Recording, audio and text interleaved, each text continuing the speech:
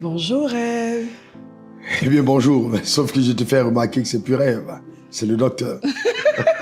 Mais tu sais que quand je dis rêve, c'est pas un rêve de révérence, c'est mon rêve, tu sais, my Je sais très bien, dream. mais sauf qu'il y a beaucoup de personnes qui nous écoutent et puis Ah bon, oui, c'est vrai. faut pas faire d'amalgame. C'est vrai, parce qu'ils vont continuer de m'entendre dire rêve. Il faut L'exemple qu'ils doit venir sachent de que... toi. Il faut qu'ils sachent que quand tu dis rêve, Ouais, est-ce que tu penses vraiment que tu es en train de vivre ton rêve avec moi au quotidien? Yeah. Est-ce que je suis ton rêve? Par la grâce de Dieu, non, rien à dire. Mais je vais te poser une question, honnêtement, très sincèrement. Si aujourd'hui tu vas te remarier avec tous les hommes, toute la gloire qui t'entoure, est-ce que je serai toujours ton choix? Avec tous les hommes et la gloire qui m'entourent. Tous les hommes sur la terre, on a à peu près 6 milliards. Oh oui, oui, avec, oui. Non. Le même choix. Le même choix. Sans hésiter. Sans hésiter. Je suis un homme béni. Amen. Extrêmement béni. Bah et toi? Pendant Je qu'on y n'hésiterai est. pas. Je n'hésiterai pas. Ma vie avec toi est une vie comblée. Amen. Et pour le dire très honnêtement, je trouve en toi un prototype d'une femme exceptionnelle. Amen. Dans ta capacité à m'aider, à me soutenir dans le travail que Dieu m'a demandé de faire. Et ton apport a été extrêmement qualitatif, quantitatif, il est visible. Amen. À tous égards, Donc c'est un choix à refaire. je pense sans problème. Des deux côtés en plus. Des deux côtés, Parce que même si moi, c'est vrai qu'il y a des choses oui, on s'est amélioré. que je vais adresser encore. Dès le commencement, s'il fallait rechoisir. Il y a des points sur lesquels je mettrai davantage en face. C'est clair. Mais bon, j'ai appris aussi avec le temps que vivre ensemble, c'est savoir faire des compromis. C'est clair. Aimer une personne, c'est aller au-delà de ses défauts. C'est vrai. C'est de plutôt valoriser ses qualités, son apport et participer à sa construction. Exactement. Bon, je reviens à ta question que tu me posais tout à l'heure. Ok. Bon, je sais très bien, parce que je suis bien placée pour le savoir, et je partage justement ce battement de cœur que tu as en ce qui concerne les familles. C'est-à-dire vraiment la stabilité, l'épanouissement des familles. C'est vraiment quelque chose qui te touche énormément et pour lequel tu as un vrai fardeau. Alors, qu'est-ce que tu peux dire aujourd'hui par rapport à ça? C'est-à-dire ton battement de cœur concernant les familles. En fait, la famille est la première institution, enfin, le mariage est la première institution de Dieu parce qu'il a institué le mariage dans le but de bâtir des familles solides. C'est ça. Et aujourd'hui, l'institution la plus attaquée, c'est le mariage. Et Satan sait que s'il a réussi à déstabiliser le mariage, alors il a déstabilisé la planète. C'est vrai. Et on ne peut pas aimer Dieu, marcher avec Dieu, sans avoir envie de faire quelque chose en ce qui concerne la famille. Et donc, c'est vraiment le battement de cœur profond que j'ai parce que, et là, je pense que même dans l'Église, il y a beaucoup de choses qu'on n'a pas compris en ce qui concerne la famille. Dieu dit, faisons l'homme à notre image, à notre ressemblance, afin qu'il domine sur le passage de la maison, du ciel et tout ce qui rampe sur la terre. Dieu créa l'homme à son image, il créa l'homme et la femme. Et Dieu les bénit. Donc Dieu bénit les deux. Soyez fait comme multipliez, assujettissez, remplissez et dominez. Donc, et le mandat de Dieu sur la terre a été vraiment préconçu de façon claire. Il a créé l'homme et la femme. Et donc, quand on veut accomplir ce mandat, il est important, quand on est homme, de considérer l'apport de la femme. Et quand on est femme, de savoir qu'il y a aussi l'existence d'un homme. Exactement. Parce que dans la pensée de Dieu, voilà comment est-ce qu'il a fait les choses dès le commencement. Ça. Dieu créa l'homme et la femme. On n'a pas dit que l'homme a fait l'homme. Non, c'est Dieu qui créa l'homme. Il y a des gens qui deviennent hommes par la science. Il y a des gens qui deviennent femmes par la science. Mais ce n'est pas Dieu qui les a créés comme ça. À partir de ce moment-là, il y a tellement de choses qui sont erronées. On est homme ou femme parce que Dieu nous a créés ainsi. Et puis rejeter son genre est une forme de rejet de Dieu, de l'autorité de Dieu, de sa souveraineté, de ses plans et de ses voies. Et c'est ce que nous constatons aujourd'hui et c'est terrible. Il n'y a pas que ça. Il y a aussi la notion de fonctionnement de la famille. Comment est-ce que Dieu l'a établi? Parce que bon, c'est vrai que Dieu a institué le mariage, mais quand on regarde le taux de divorce dans le monde aujourd'hui, il y a sûrement beaucoup de choses qui ne marchent pas. C'est clair. Et moi, mon cœur, c'est quand on revient vraiment au fondement. C'est ça, en fait. Parce que la base, c'est vraiment de revenir à la pensée de Dieu, la pensée initiale de Dieu, pour qu'on puisse faire marcher véritablement le mariage. Dieu a souverainement institué le mariage comme il a voulu, et il veut le mariage comme il l'a institué dès le départ. Et que nous tu as l'habitude de le dire, hein, on ne peut pas démocratiquement justement changer ce que Dieu a souverainement établi. Absolument. Donc il y a une notion de se soumettre à la pensée de Dieu pour que les choses se passent comme ça devrait se faire. Yes. Gloire à Dieu. Et à ton avis, qu'est-ce qui fait que ce Dieu dit à l'homme, il dit l'homme quittera son père et sa mère, s'attachera à sa femme, les deux deviendront une seule chair. Donc on a 3 notions, quitter, devenir, s'attacher. Non, quitter, s'attacher et devenir. Quitter, s'attacher et devenir. Qu'est-ce qui, à ton sens, devrait caractériser un homme qui, puisque tu es femme, un homme qui s'apprête à quitter? Parce que moi, je peux dire, en ce qui concerne quitter, c'est sortir de l'autorité parentale, être prêt à aller fonder une famille. Et qu'est-ce qui devait caractériser, d'après toi, un homme qui... C'est sa capacité justement à prendre ses responsabilités parce que c'est un nouveau statut qu'il a, une nouvelle identité en fait. Donc il faut qu'il soit préparé à prendre de nouvelles responsabilités par rapport à la nouvelle famille qu'il est en train de vouloir construire en quittant la famille dans laquelle il a toujours été. Donc ça veut dire qu'il faut qu'il ait une certaine maturité. Oui, c'est clair. Dans le mariage n'est pas réservé à... Ah non, à des personnes immatures, à des personnes irresponsables. Ça ne marchera pas. Quittera son père et sa mère pour aller fonder sa famille. Exactement. Alors, et quels sont les facteurs qui peuvent empêcher que les personnes s'attachent, qu'il y ait un attachement entre les deux corps? Bon, du point de vue de la femme, je peux mieux parler par rapport à ça. C'est vraiment le manque de la prise de responsabilité chez l'homme, comme on a dit tout à l'heure, et aussi le manque d'affection, le manque d'amour par rapport à sa femme pour s'attacher. Il faut que cette femme-là, justement, puisse retrouver chez cet homme de l'affection, de l'amour et de la valorisation aussi, je pense. Oui, bon, c'est vrai que la femme a besoin d'amour, mais cependant, il y a aussi des hommes qui viennent avec l'amour, qui viennent avec tout ce qu'il faut, et puis on s'attache, mais il y a des femmes glissantes. On essaie de s'attacher, mais elles échappent. Oui, parce que peut-être elles n'ont pas compris le rôle qu'elles doivent jouer auprès de cet homme, un rôle d'aide, une femme qui se soumet à son mari parce que la vision lui est donnée à lui en tant qu'autorité et chef de la famille. Il faut que la femme soit préparée au fait qu'elle vient accompagner quelqu'un qui est l'autorité au-dessus d'elle.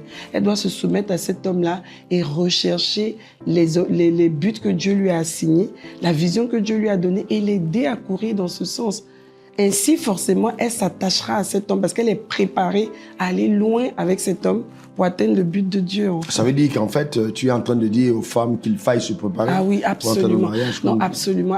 Parce qu'il y a beaucoup de concepts erronés des femmes qui entrent dans le mariage parce qu'elles ont besoin d'avoir un homme, d'être madame un tel, ou bien alors d'avoir quelqu'un pour les aider à subvenir à leurs besoins. Donc, il y a tellement de concepts qui sont erronés que quand les femmes rentrent dans le mariage, qu'elles ne sont pas bien préparées, c'est catastrophique parce qu'elles arrivent et elles réalisent qu'elles ne sont pas en train de poursuivre le but de Dieu.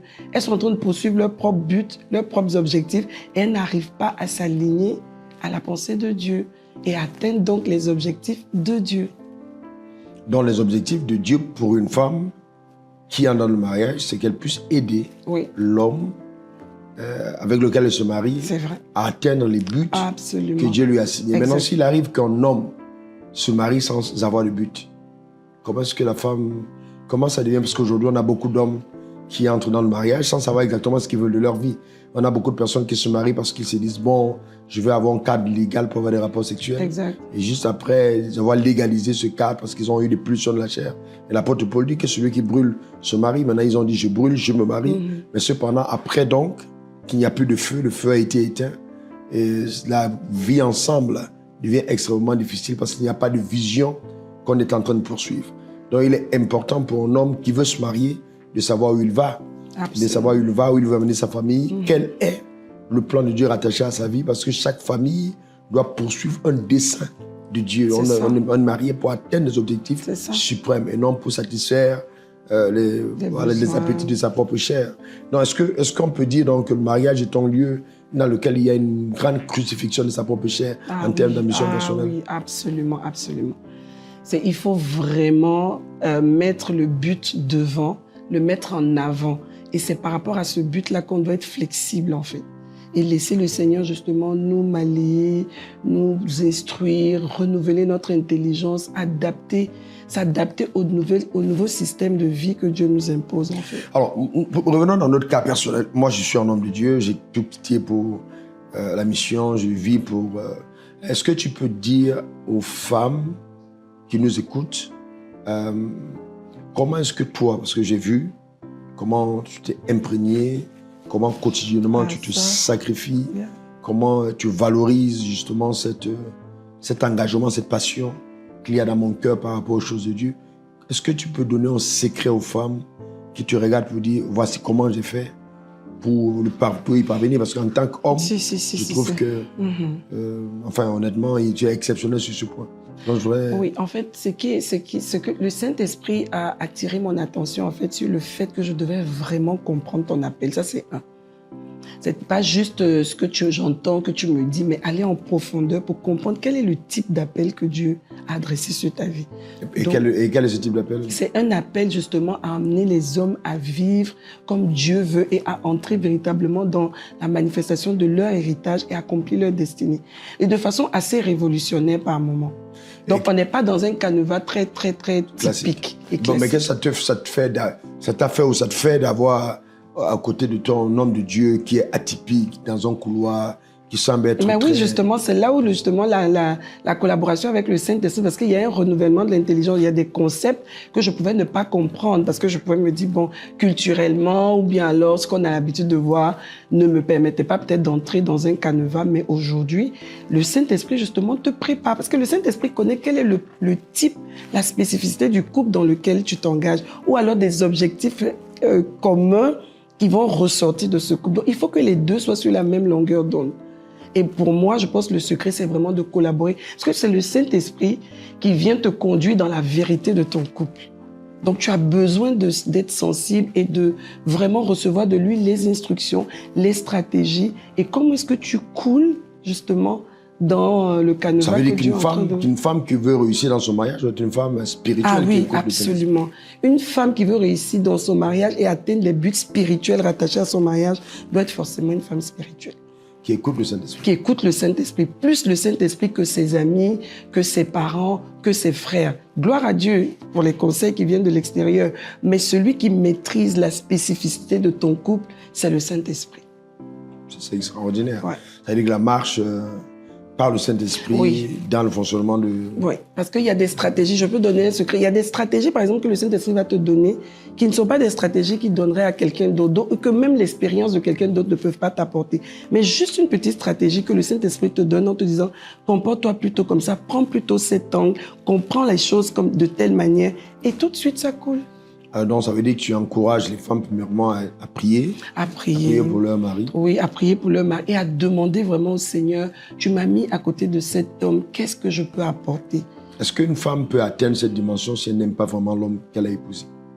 Non, ça sera difficile. Ça sera difficile. Ça sera difficile parce que c'est d'abord l'amour qui motive, c'est-à-dire j'ai la conviction, j'aime la personne déjà, j'aime la personne, j'ai la conviction que c'est elle que à elle que Dieu me connecte et je vais plus loin pour rechercher maintenant l'équipement pour accompagner cet homme. Et comment un homme peut aider une femme qui est déjà dans cette prédisposition est davantage productive? Qu'est-ce que, par exemple, je fais ou je devrais faire qui peut permettre que tu sois davantage engagé dans cet élan, dans ce canevas, dans ce chemin? Je pense que l'ouverture et la communication. C'est-à-dire écouter l'homme et puis comprendre à travers ce qu'il dit, en fait, la manière dont il veut qu'on oriente les choses. Donc, je pense que cet homme, un homme qui veut aider sa femme vraiment à être une bonne aide, doit être un homme qui est ouvert et qui s'exprime. Et ça, c'est ce que je vois aussi chez toi, en fait. Cette capacité de s'ouvrir, d'expliquer, d'attendre. Tu es speed. Moi, j'étais très lente et tout. Je prends mon temps. Tu es quelqu'un de très speed. Donc, savoir s'arrêter par moment, me dit, OK, voilà, où est-ce qu'on va? Est-ce que tu comprends? Me faire comprendre les choses, pas seulement me tirer, me brusquer, mais vraiment prendre le temps aussi, tu vois, d'accompagner la personne de... Est-ce que tu t'es senti ou tu te sens enseigné par ton mari sur le point de la vision, sur le point de la marche avec Dieu, sur le point des Écritures, sur le point de la vie? Oui, ça a été beaucoup. Je le dis et je le cache pas. j'ai atteint ce niveau spirituel aussi parce que j'ai vraiment un très bon enseignant. Un enseignant patient par moment, assez speed aussi, mais patient pour m'aider à comprendre et à implémenter vraiment la pensée. Donc, c'est important que l'homme aussi soit un enseignant, quelqu'un qui coach sa femme. Oui, mais pas un enseignant public, quand là, tu parles d'enseignement privé. Non, un enseignement privé. Et bon, mais si c'est public aussi, ben, tant mieux. Parce que ça va servir à plusieurs personnes aussi. Donc, je vais dire qu'en fait, je reviens sur le point de l'importance d'enseigner sa femme, de parler avec elle, de discuter, c'est ça. de l'amener à comprendre, d'être patient sur ce point, de prendre le temps pour expliquer profondément sur la vision, faire comprendre. Prier avec, jusqu'à ce qu'on soit un, on soit sur la même longueur d'onde. Parce que sinon, ça ne va pas aller. Soit on sera dans la comédie, soit on sera en train d'aller faire semblant, ben oui, forcément, mais ça ne va pas marcher parce qu'à un moment donné, ça va craquer. Donc, c'est important. Donc, ça veut dire que l'amour d'un homme pour une femme est vraiment un facteur motivationnel permettant de pouvoir être une meilleure aide. Une meilleure aide, oui. Une femme qui se sent aimée, qui se sent valorisée, bah... Est-ce que tu te sens aimée par ton mari? Bah, si. Est-ce que tu te sens valorisée? Oui, beaucoup. Et ça me donne des ailes aussi. C'est clair. Voilà. L'homme quittera son père et sa mère s'attachera à sa femme. On a aussi la question des belles familles, surtout dans le contexte africain. Alors, est-ce que, par rapport, par exemple, à ta belle famille, tu es la meilleure amie de ma femme, la meilleure amie de ma mère?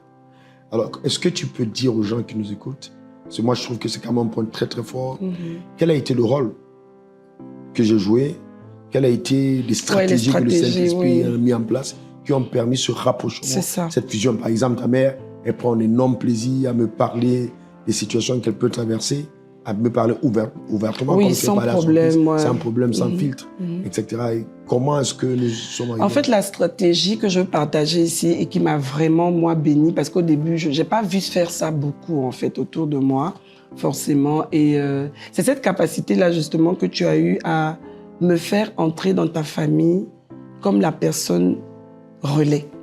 Donc, si quelqu'un veut avoir accès à toi, avoir certaines faveurs ou bien alors une certaine attention, il fallait forcément que la personne intègre que je suis maintenant le lien.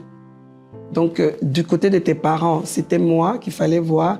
Et du côté de mes parents, c'était toi qu'il fallait voir, parce que ça évite de rentrer dans la manipulation, de rentrer aussi dans la dissimulation, parce qu'il y a ça aussi. Donc, on est ensemble, c'est une famille, mais il y a beaucoup de cachotterie. Alors qu'avec ce concept-là, tout est transparent, en fait. Donc, tu sais, quand tu parles à ton fils, tu parles à sa femme, c'est à lui que tu parles, et elle est forcément au courant de ce qui se passe. Donc, des deux côtés. Et ça crée, moi, je pense, une atmosphère beaucoup plus paisible, beaucoup plus lumineuse. Ça veut dire que les belles familles peuvent être justement frein au fait de s'attacher? Oui, parce que oui, ça dépend. Oui, parce que forcément, si on dit des choses par derrière qu'il faut cacher, il faut pas dire. Après, il y a des pressions, ça peut entrer dans beaucoup de choses, en fait. Parce que les cachotteries, ça commence par des petites choses et après, ça peut prendre du volume et ça peut fragiliser en fait le lien même qu'il y a entre les deux personnes. Moi, j'ai beaucoup coutume de dire que tout ce qui est caché est une semence de péché. C'est vrai. Donc, c'est pour ça qu'il est important qu'il y ait de la transparence. La transparence, oui. Et puis là où il y a la transparence, c'est l'image même de la lumière. Et la lumière, elle est divine en fait. Dès qu'il y a des ténèbres, il y a des zones d'ombre, c'est vraiment des brèches que le diable peut exploiter de façon désastreuse. Ok, très très bien. Donc, ça veut dire qu'en fait, tu t'es senti, au niveau de ma famille, ce que j'ai fait consciemment. Oui, consciemment, c'est bien de dire ça. Consciemment, de démontrer que j'ai fait un choix, c'est ma femme. Et ce choix-là doit être pris en compte, respecté, valorisé.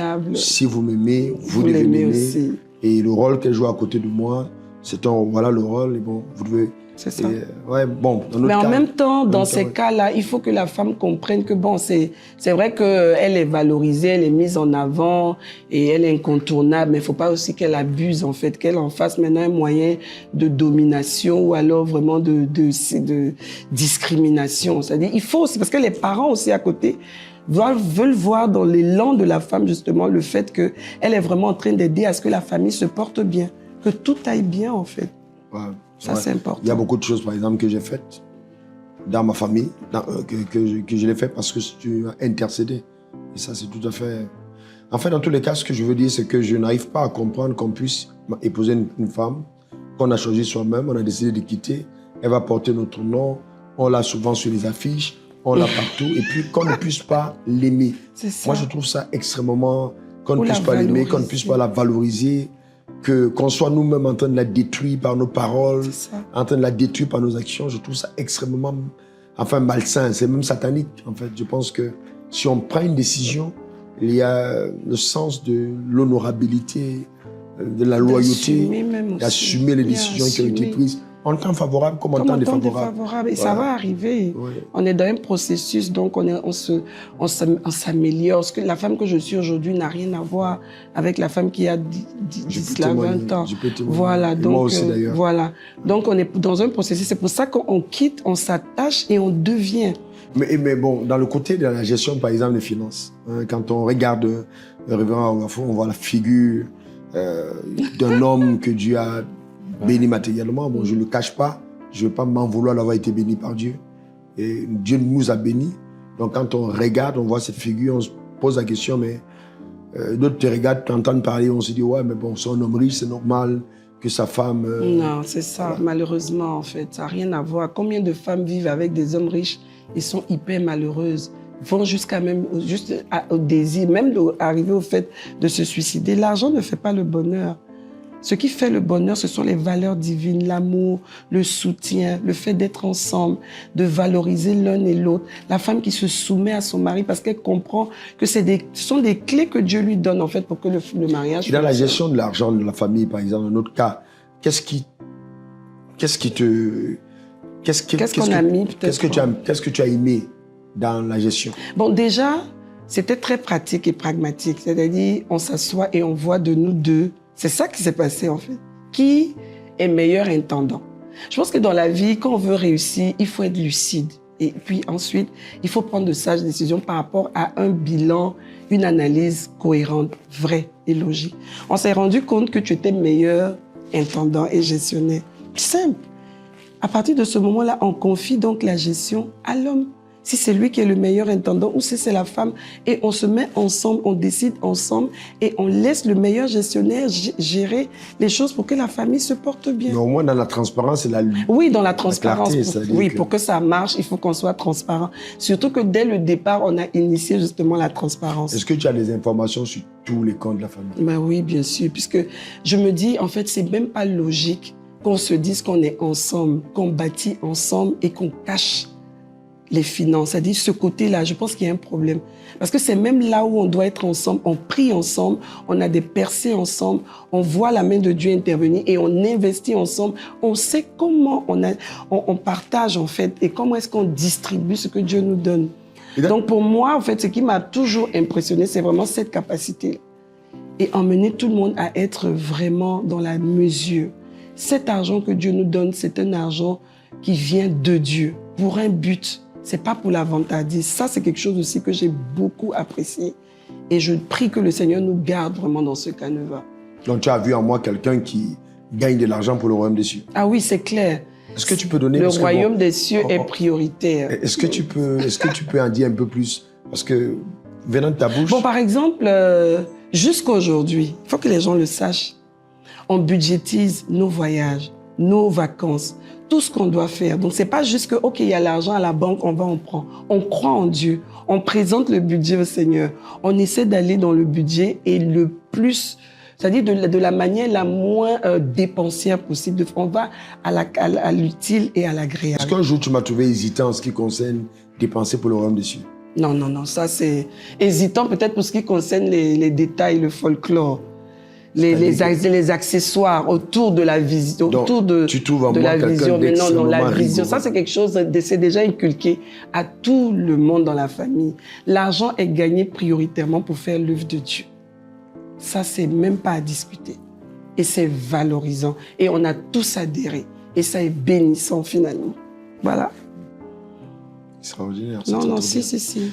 Mais moi aussi, je voudrais dire que j'ai plusieurs fois, je t'ai amené dans des endroits où les sacs coûtaient 15 000 €, 25 000 €. J'ai été impressionné de te voir aimer un sac de 200 € au détriment d'un sac de 20 000 €. Parce que c'est ce qui te plaît. C'est ça. Et je pense que vivre, pour être béni dans la vie, c'est justement ne pas vivre dans la vanité. Non. Voilà, ne pas vivre sur En voulant copier, en voulant ressembler, impressionner les personnes. Sous la pression du monde, des canevas du monde, non. Ça, c'est dans un processus de renouvellement d'intelligence qui va vraiment être intégré. Oui, il faut être soi-même, il faut vivre simplement, il faut vivre sa vie. Le plus important, c'est vraiment de poursuivre les objectifs du Seigneur. Je pense que les gens souffrent de beaucoup de situations parce qu'ils sont focalisés sur ce qui n'est pas essentiel. Et le monde a vraiment cette tendance aujourd'hui. Quand on regarde autour de nous, les gens sont influencés par tellement de valeurs puériles, des choses qui ne bâtissent pas la vie, qui ne font pas avancer et qui nous mettent dans des stress et des pressions inutiles. Est-ce que le prédicateur de l'évangile que je suis, le père de famille que je suis, est-ce qu'il y a une différence entre le discours de l'autel et la vie dans la maison? Non. Par rapport aux autres? Non. Et je pense que c'est visible. Quand dans une famille, par exemple, une famille d'un homme de Dieu, on dit des choses à l'autel qui ne sont pas ce qu'on vit, ça se voit tout de suite. C'est-à-dire même la famille, la femme, les enfants, ils n'adhèrent pas en fait parce qu'on se dit, ça n'a rien à voir. Vous savez, on ne peut pas faire semblant tout le temps. On peut faire semblant pendant un temps, mais pas tout le temps. Donc, quand on n'est pas vrai sur l'autel, c'est visible. Souvent, la femme est obligée de détourner le visage comme pour dire, bon, mais ça, ce que tu racontes aux autres, c'est vraiment pas ce que tu es en fait. Et je trouve ça tellement dommage. Ouais, c'est dommage. Okay. C'est dommage. C'est dommage de ne pas être vrai dans la vie. Quand on n'est pas vrai dans la vie, on n'est pas épanoui. Alors, qu'est-ce qu'une femme devrait discerner en un homme quand elle décide de l'épouser? Qu'est-ce que, si tu veux donner une crainte de Oui, fille? la crainte de Dieu. Alors, un homme qui a la crainte de Dieu. Il y a tellement de gens qui font semblant, qui viennent à l'église, qui parlent en langue, qui se mettent à genoux. Et puis après, quand on a le mariage, on se rend compte qu'ils ne craignaient pas vraiment Dieu. Quel est l'axe du discernement réel? Comment est-ce qu'une femme peut discerner cette passion de Dieu dans la personne qu'elle est en train de... Déjà dans sa manière même de parler, dans ses décisions, dans ses actions. Dans le rêve, dans ce qu'il dit aussi de son futur. Dans ce qu'il dit de son futur et même dans la manière dont il gère les choses au quotidien. Tu vois quelqu'un qui est là et qui ment en fait, qui raconte des histoires. Tu es là devant lui, vous êtes encore fiancés. Tu te rends compte que c'est quelqu'un qui n'est pas vrai, en fait. Qui grille le feu rouge. Qui grille le feu rouge. Moi, je connais quelqu'un comme ça qui a stoppé sa relation avec un frère parce qu'il grillait le feu rouge. Elle a dit, oui, ça paraît anodin, mais ça veut dire que c'est quelqu'un qui va violer la loi, quelqu'un qui n'a aucun respect. Dites que je ne suis pas là, qui voilà, des gens pensent que c'est des petits mensonges. Non, on dit que je ne suis pas là, alors que tu es là. Ça dénote, en fait, de quelqu'un qui a la capacité est-ce que quand on était dans les fiançailles, parce qu'il faut le dire, on a parlé longtemps. Ah, beaucoup. On a beaucoup parlé du futur. Parfois, moi, je me disais, bon, est-ce que on va vivre des choses, allons-y. Mais toi, tu me disais toujours, non, il faut s'arrêter. Il faut en parler. Tu te rappelles même qu'on avait cette feuille-là, avec ce fameux questionnaire que j'ai gardé jusqu'à aujourd'hui. De façon très pratique, tu m'as posé des questions très claires. Tu m'as dit, non, je veux pas que tu me répondes maintenant, va réfléchir et puis on se revoit. Et on a pris du temps pour reparler de ces choses-là, pour s'assurer vraiment qu'on allait vraiment sur la même... viser la même vision aussi. Parce que comme quoi, quitter, s'attacher, demande que les deux personnes s'accordent, deux personnes ne marchent pas ensemble sans être convenues et que le mariage étant le fondement de la famille, il était important qu'on ait le temps de parler, de discuter bien avant. Et même de continuer, c'est-à-dire c'est quelque chose que vous devez garder dans le foyer. Il faut même après 20 ans de mariage, 30 ans de mariage, il faut communiquer. Je me rappelle quand même qu'on a fait souvent des nuits à discuter de la nuit au matin. Avec la tête qui cogne. Et mes arguments bibliques. Aïe, aïe, aïe, aïe, aïe. Ouais. Mais en fait, généralement, c'est difficile quand on arrive, on veut pas. Tu vois la vérité, mais tu veux pas l'accepter. Okay. C'est-à-dire, tant que tu fais de la résistance à ce qui est vrai, ça pose des problèmes. Mais est-ce que tu as vu aussi des fois que moi-même, en tant que chef leader de la famille, que je puisse me repentir parce que ce que j'ai fait n'est pas biblique, n'est pas aligné. Oui, que sur ce point-là, vraiment, je suis désolée. Est-ce que ça rassure une femme de voir qu'un homme puisse demander pardon? C'est très, très, très rassurant. Un homme qui ne sait pas s'excuser, qui ne sait pas demander pardon, qui ne sait pas reconnaître ses torts, mais c'est un danger.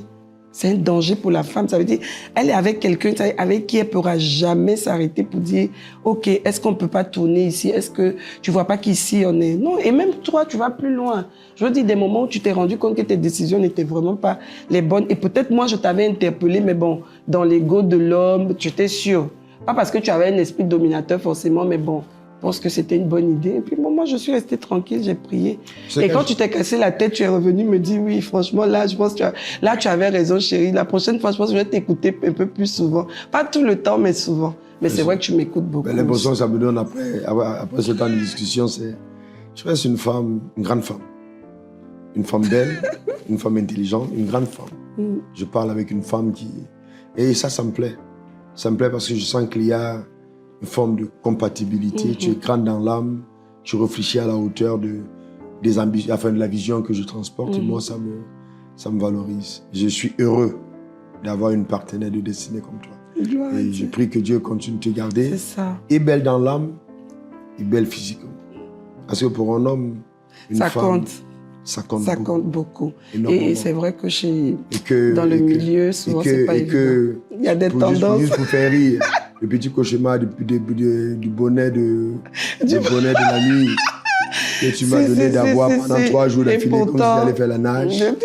Ta main Il me rentre dit, mais au dos. attends, tu pas ressembles à possible. une nageuse, hein, parce que j'avais mon filet noir sur la Un tête. filet noir sur la tête, couché sur un lit de roi. C'est ça. C'était quand même très J'ai incompatible. réalisé que non, Tu as j'étais en réalisé train de quand même. laisser entrer des concepts qui n'étaient pas valeureux. de familiarité dans le lit. Et qu'est-ce qui s'est conjugal. passé après? J'ai Bon, changé. enfin, tu as changé, hein, Oui, c'est tout de suite. différent.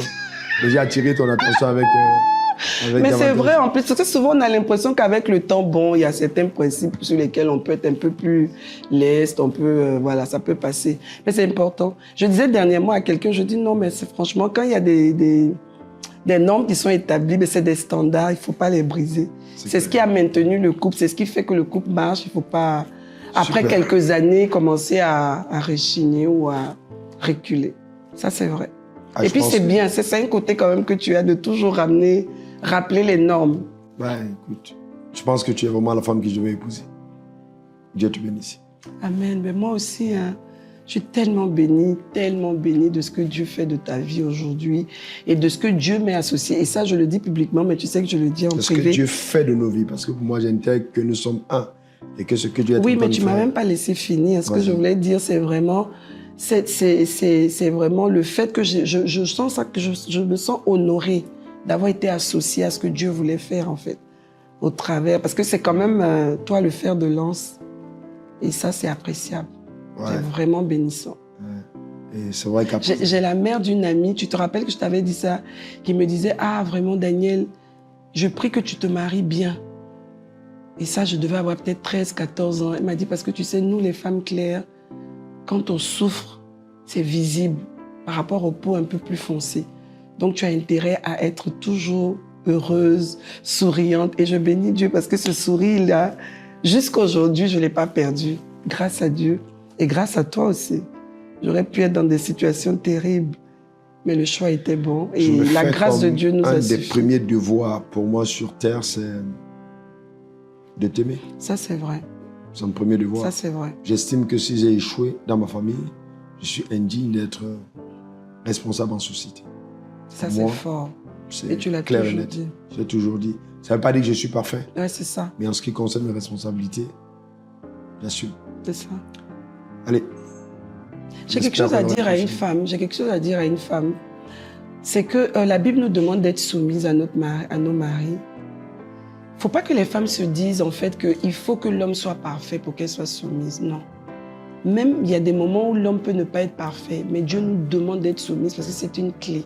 Et par cette soumission-là, Dieu peut intervenir plus fortement et d'une façon beaucoup plus Moi, je dirais éclatante. qu'en fait, dans quand le une femme est mariage. soumise, elle a Mhm. Dieu de son côté. Elle a Dieu de son côté, c'est ça en Il fait. n'y a rien que Dieu ne puisse faire quand la femme est soumise. Exactement. Même le Ça, cœur c'est des rois vraiment est- quelque chose est que je veux incliné dire pour à lui. une femme. Oui.